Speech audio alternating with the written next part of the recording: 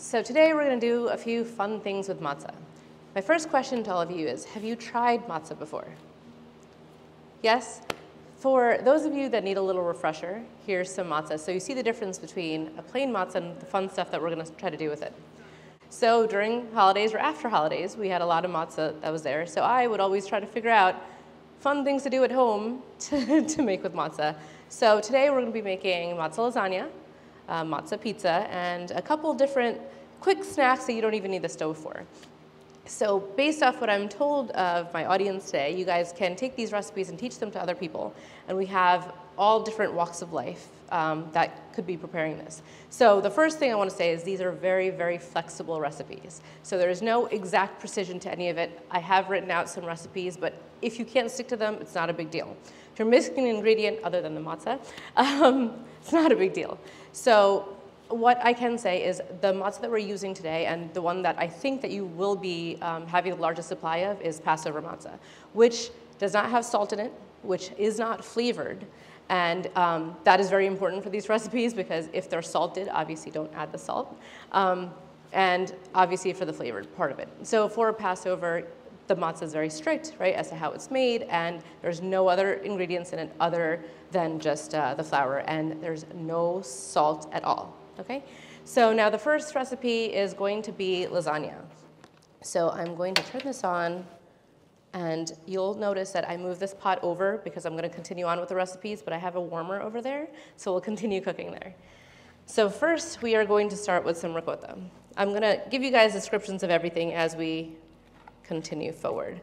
So if you were to keep this strictly kosher and Passover friendly, you would not be using ricotta. But what you can use is cottage cheese instead. Now, since we're using ricotta here, I am going to be adding some salt. If you were to use cottage cheese, please don't add the salt in. Cottage cheese itself is very salty. Unless, of course, you get a very specific one. General cottage cheese is very, very salty. So do not add salt to that recipe. Now, today I'm adding mozzarella. And again, optionally, you can add some seasonings. You don't have to, you can. I will be adding some salted, obviously, because I said, thank you, because there's mozzarella, which is pretty plain. But if you are using cheddar in this, instead, cheddar, again, is salty, so you will not be adding some salt in. I have some garlic seasoning here. Again, completely on preference and an optional item. I have Italian seasoning, you can use oregano, or again, nothing at all. And lastly, I'm gonna add just a touch of chili flakes. Again, you don't have to. If anyone wants extra, I will keep this on the side so you can add it on top. And then we're just gonna give this a nice mix. So, as I mentioned, based off the cheeses that you're using, you don't have to even mix it with the ricotta. So if you have sliced cheese that you're using, if you're using even a Velveeta, anything like that, you can just slice it and just add it into the layers. The concept here is to use the matzah instead of lasagna sheets. Okay, pretty decent mix here. Okay, and I'm gonna add some sauce onto the bottom of the pan. Now I am going to just warm the pan a little bit because of the fact that time sensitive over here. What you can do, if you have an oven available, use an oven. A lot of people don't, which is why today we are doing a stovetop recipe. So I'm just gonna add this in. Just lower this. Let's try to bring this over here, make my life a little bit easier. And then we're just gonna layer this on. It does not have to be very precise. It will kind of melt, and I want to show you a very, very loose recipe here, so in case anyone doesn't do this very precisely, it'll still be completely fine. Okay, just kind of on top. Now, the one thing I will tell you about using matzah instead of lasagna is you will need more sauce than you typically use because it is dry, and you will want to use as much of the liquid as possible. Some people will tell you to add a little water. I don't think that's necessary, but again, that's up to you. You'll try it yourself today and tell me what you think. Okay. Just continue layering this. I think on the recipe I said 4 layers. Okay. And since I didn't have any sauce at the very bottom of this, let's just add a little extra sauce. On the recipe, it does say about 1 jar. But if you don't have this type of tomato sauce, you can use any canned tomato sauce that you have. If you have tomatoes that you can kind of just mash up, you can do that as well. Again, very, very flexible for this. The whole concept is just layering, right? We're just going to take a few layers and then add them on top with some sauce in between.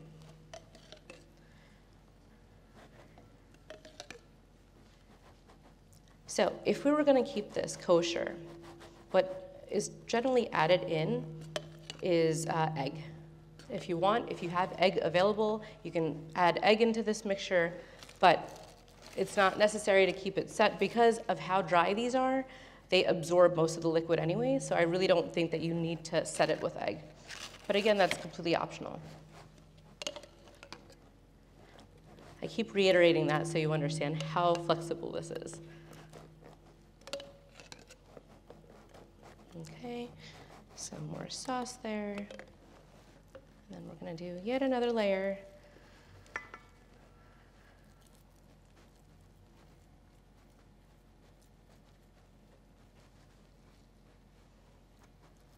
Right over here.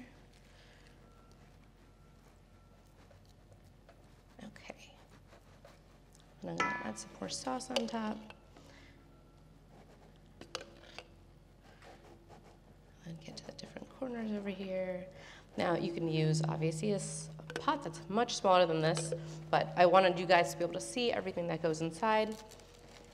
And what I'm going to be doing later, if you guys are interested, is another version that's microwavable.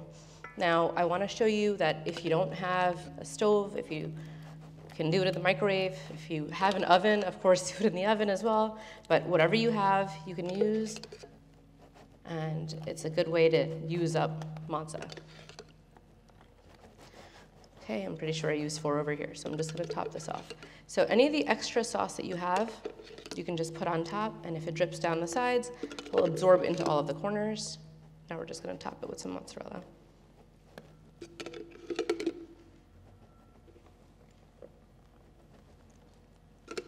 Okay. Now what I do at home is, of course, add a little water into here, swish it around and use that as well. Okay, now I'm just going to top it.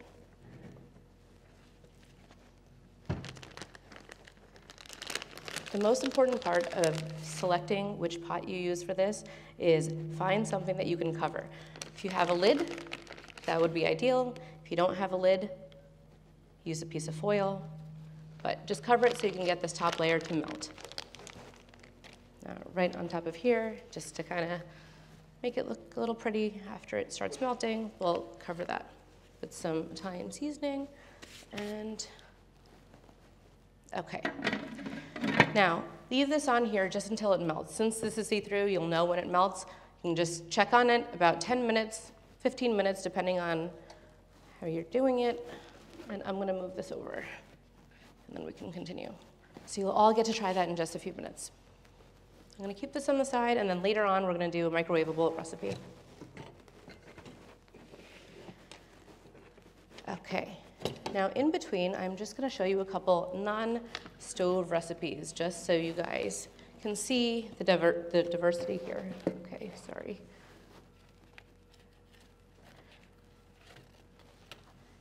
Okay, so for the next one, I'm going to do a caprese toast type of thing.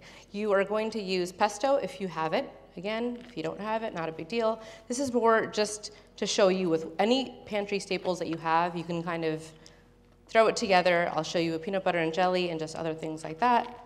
We're just going to take some pesto, do a nice thin layer. This pesto does have pine nuts in it, so if anyone has allergies, just a heads up. Okay, let me move this over here so you guys can see. There's some tomato and some mozzarella. So especially in the summer months, we have a lot of tomatoes left over. So this is just another way to use up tomatoes. When I was young, I used to turn my matzah into grilled cheese and open-faced cheesy toast, garlic bread, different things like that.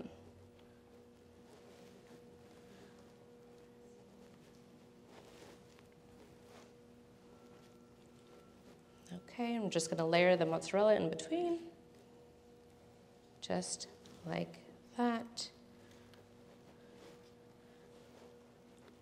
Okay, and then I'm just gonna top this off with some balsamic and a little salt and pepper. Okay. So just to give you different versions of what you can do, anything that you use bread for, essentially. You can make avocado toast, you can use this for, as I mentioned, grilled cheese was my favorite because it was such an easy thing to do. And you can do this on the stovetop or in the oven. I'm not sure if you can see this, but we'll have sampling of everything after. And I can actually pass this to you if you want to cut this up, Sally. Okay. There's a knife here. Yeah, either. Okay. The next thing I'm going to do is just a quick peanut butter and jelly, just so you see how I used to make it at home as well. We have peanut butter and jelly right here. So just be careful, be a little gentle so it doesn't crack and break on you. Of course, I tried to make these into equal halves, but I didn't do a very good job of it. Okay, now, something that I did learn more recently is there are so many varieties of matzah that come out. There is a gluten-free one, which I think I have a sample of somewhere today. They also have whole wheat, which does not work as well in the lasagna, but I did try it on my poor husband, and he was not a fan. So, but again, to each their own. I was trying to keep it a little healthier, but it didn't really work out that well, because I didn't want to eat it after. Okay, I'm just putting some jelly.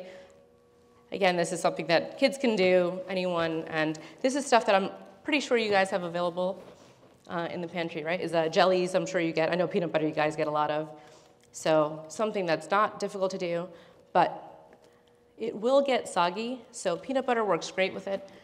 However, if you have jelly, just try to eat it as quickly as possible, because if not, it will get soggy. And now this is one of my personal favorites, which is peanut butter with chocolate chips.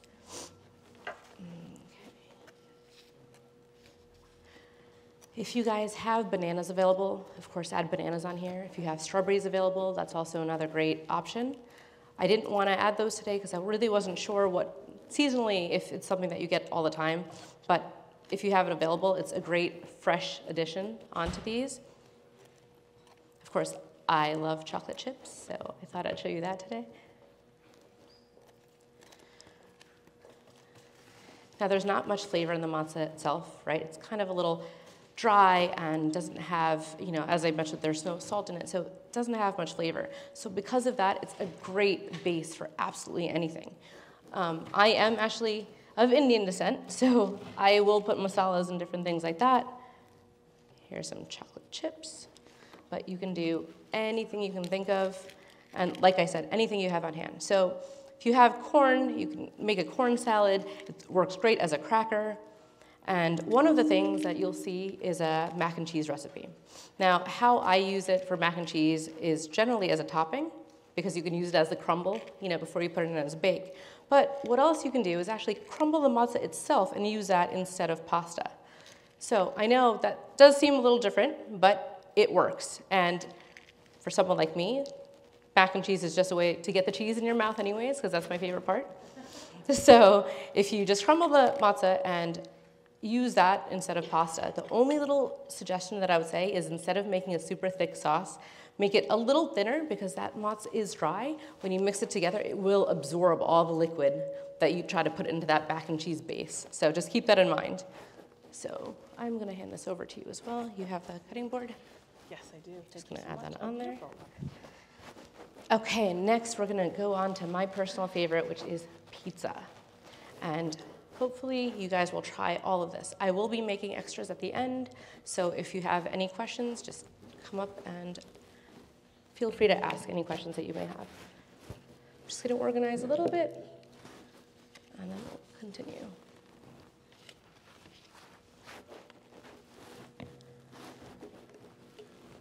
Okay, this one's empty. Let's start with this.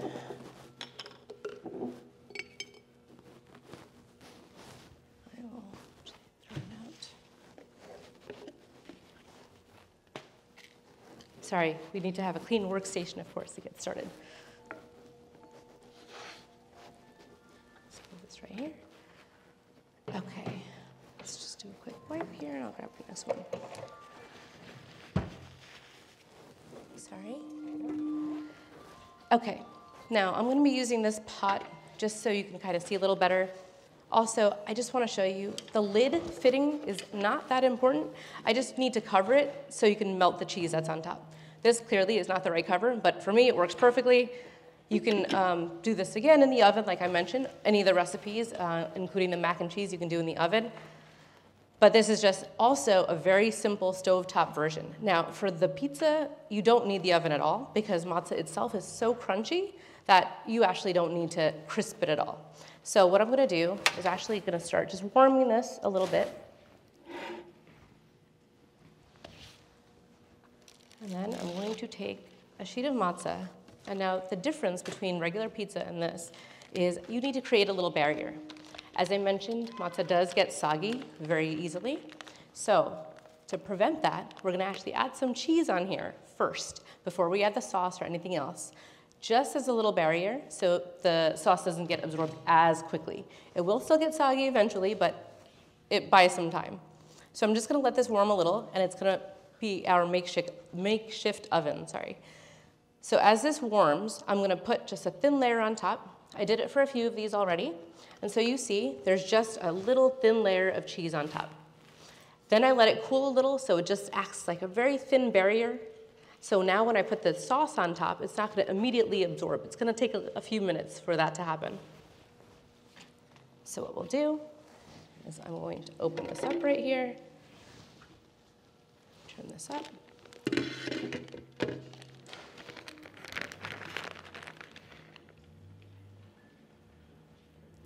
Just add some mozzarella.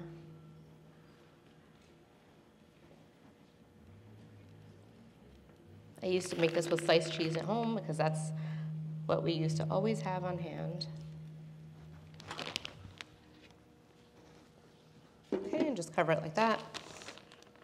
As long as the lid is not touching it, it should be fine.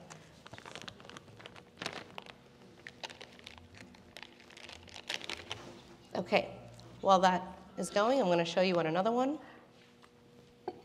So we have one that's already cooled. The cheese is melted on it. It's already cooled. That one's going to melt, and then I'm going to put it to the side and just let it kind of cool. So we're going to just start adding the pizza sauce on here. Just do a nice thin layer of pizza sauce. Now, I don't know if you guys love pizza the way I do, but anything you can turn into pizza makes me happy. So I do it with leftover bagels. I do it with absolutely anything I have, including crackers. This is just another version of that. I think the day that I made these for my husband, he ate 4 of them. So they're very light. They're not as heavy as regular pizza. Obviously, it's much thinner. Okay, so I first added some sauce. Then if I can open this, then I'm going to just top it with some cheese.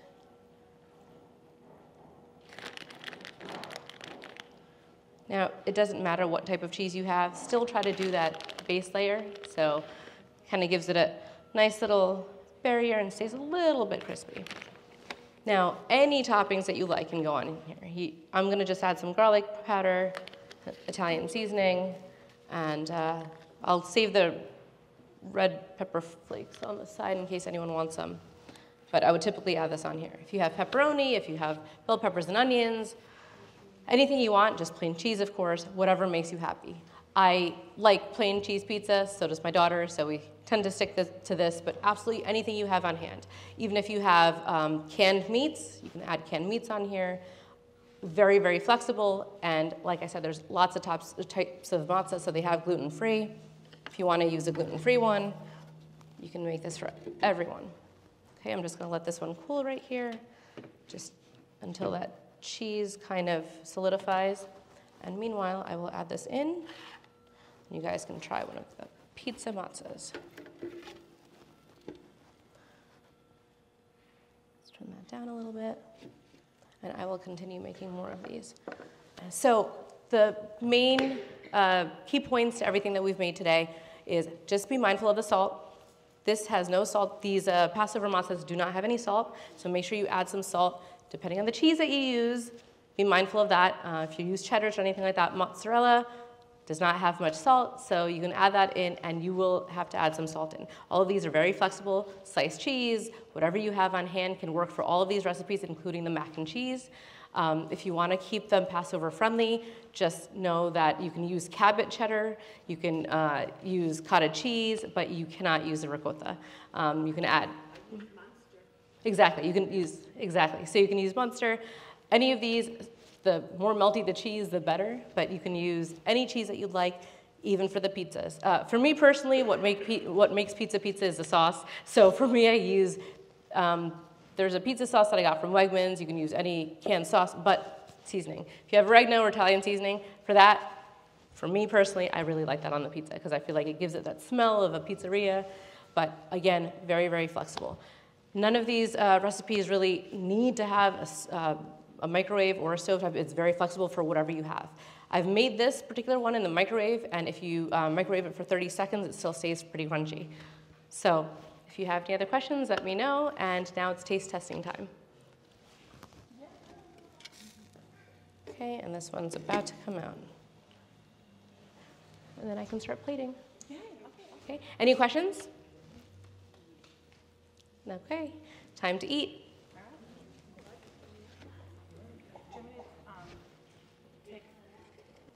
So as we plate, I'm going to add a couple basil leaves and just kind of make it look a little prettier and it looks a little fancier. But outside of that, you can leave it the way it is. Yes, sir. So, a simple meal like that, what would be the course for a family? I'm sorry? What would be the course? What would be the course of that meal for a family? Oh, the course. So, I mean, most of these you can have as entrees. The pizza itself, the fun thing is you can individually make them for each person, right? So they can put their own toppings on, and even I'd say about, kids can eat one of these themselves. Adults will probably need more than one. That I'm gonna, yeah, perfect. really gonna make your own pizza at night. But I might have to scrape that. Can we? Yeah. Scrape that real quick. Yeah, you can also, of course, have, these pizzas are so light that you can actually have them as sides as well. If you have like a salad with this, as, you can have this as like a lunch, but I actually can make garlic bread with these, and I think it's great as a side, with a salad or anything like that. The lasagna is definitely as an entree. It's definitely filling. It absorbs all that sauce, so it's a lot heavier than you may think, which you will try as soon as I get this cheese to melt a little more. Yeah, only because of the bottom of it. See? Oh, I see that. Right, that's what I'm saying. I wanted to. Yeah, so if we can just throw the lid on this. Oh, yeah. And let this melt, and I'll start making the other couple. Yep, perfect. We're working on our production line. It's definitely different on one of these when you have your home stovetop versus how much or what heat this actually goes to. So we're just kind of working with that right now. So we could be putting tomatoes on top. You could put like if you have the pre-cooked chicken, or like if you had like canned chicken, you could just shred it and put it on top. Yep, absolutely. Barbecue chicken pizza variety, which I'm a big fan of. Cilantro, red onion. Yes. The lady in the pink. Yes, I have a question, Chef. Mm-hmm. Can we use fire tomato sauce in the pasta? Absolutely. You can use pretty much the shelf life on everything that you see, especially canned items, is typically a lot longer than you may think. So anything that's expired, I would say at least a year's worth is fine. If it's past that, I would definitely check. Sorry, I'm just trying to see if we can get the top to melt. If not, I'm going to start cutting this. Yeah. So most of that. With that said, your recommendation would be that we can keep using expired cans for a minute after Sealed expired cans, yes. Bottles, again, you have to just check that seal because it's a little different. It's not closed in the same way that cans are. But yeah, cans, you can definitely use past their expiration. I'm sure we can go online and get you a better guidance as to whether it's vegetables, meat, or sauce. But I believe that any of that stuff, that is really a recommended range that they give you. And it's also based off how it's stored, right? If you store it in a very hot place, it's going to have a different shelf life than it would if it's in a cooler place. But our whole goal here is to kind of make everything last as long as possible, right? We don't want to waste anything. So anything that we can use past its expiration date is great. Now, I'm saying this, but when it comes to matzah, just be careful, because matzah does spoil very, very quickly. And right, exactly. And you know how rancid that ends up smelling and tasting. If you took, just like I did out of this one, which is why we're all going to be finishing these, after you open them, they do not last very long. Try to put them in a Ziploc, keep it airtight as long as possible, but after it's opened, of course, the shelf life is a lot less than it would be. If you look at the dates on here, to me, they're irrelevant, because if they're open, if they're not stored in the best capacity, these will get stale extremely fast. Faster than crackers, faster than chips, faster than typical things that you have around your house. Any other questions?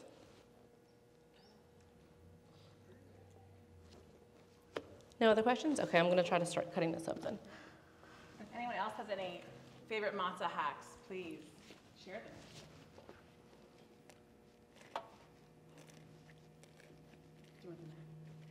Should be okay with this. I just want to see how big of a...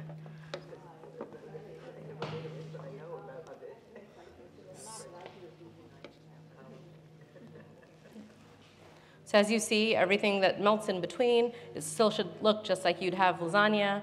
All the rest of it should taste just like lasagna. You just have a very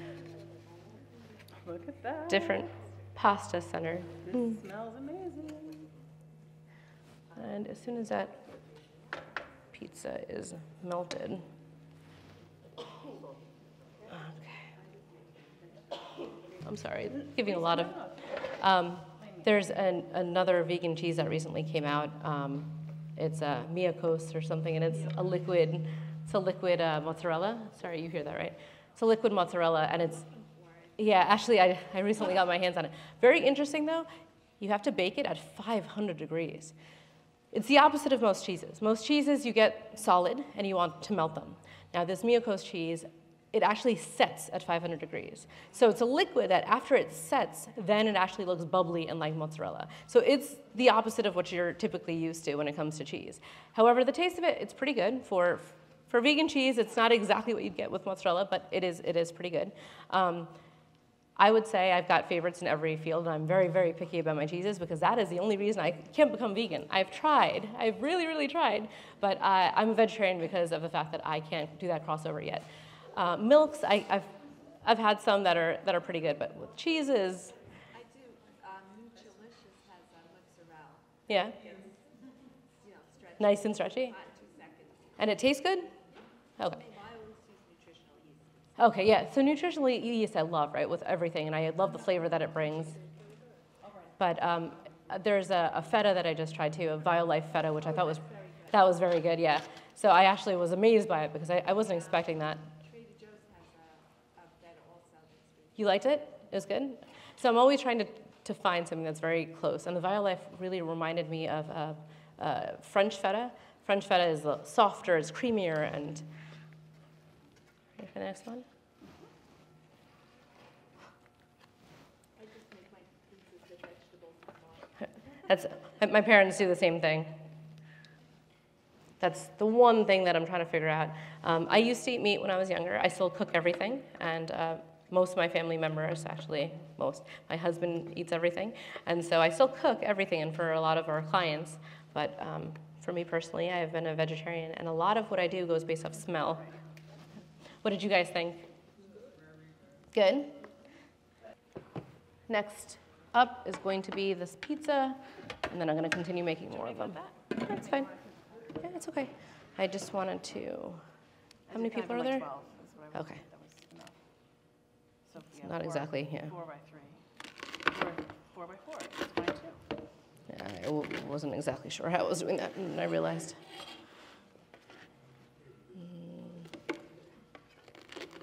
we will have a lot more of these. But you guys hear that crunch still? Yeah. So you can keep this pizza nice and crunchy just with that little trick of doing some cheese at the base of it first. And then, shall we? We can do this, yeah. Start on this end. Those are the prettier pieces.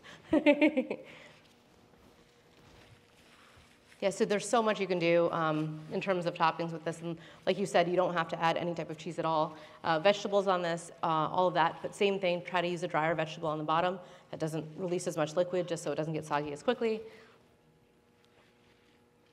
So these are a lot of fun for kids. And like I mentioned, you can make your own. So any person can put their own toppings in front of them, and every person in the family can have their own version and their own individual pizza. I have the fresh mozz here, but I prefer using the shredded mozz because the fresh mozz releases a lot more water and liquid, so I try not to use that on a matzah or any thin crust. But that's just a personal preference of mine. And let me know what you guys think of this.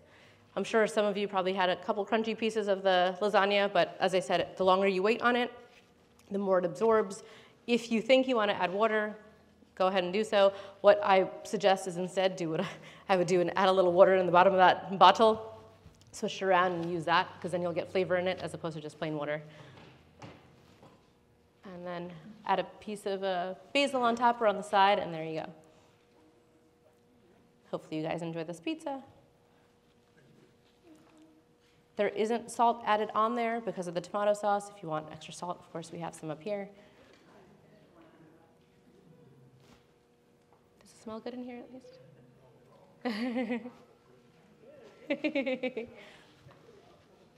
Okay, let me continue making these, and so all of you guys can try this.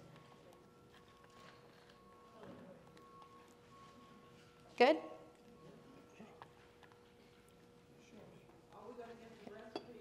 Yes, they're right up here. The cards are up here, but when it comes to the pizza, I just use 1 or 2 spoonfuls, which it says on there. It's up to you if you want it saucier, of course, but I am trying to keep it as a thin layer, you know, just, of course, to keep the crunch.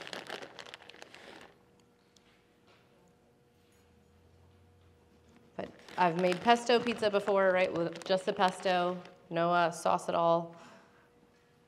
Make just a white pizza if you want.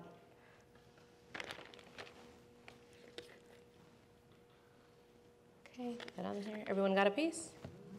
Good.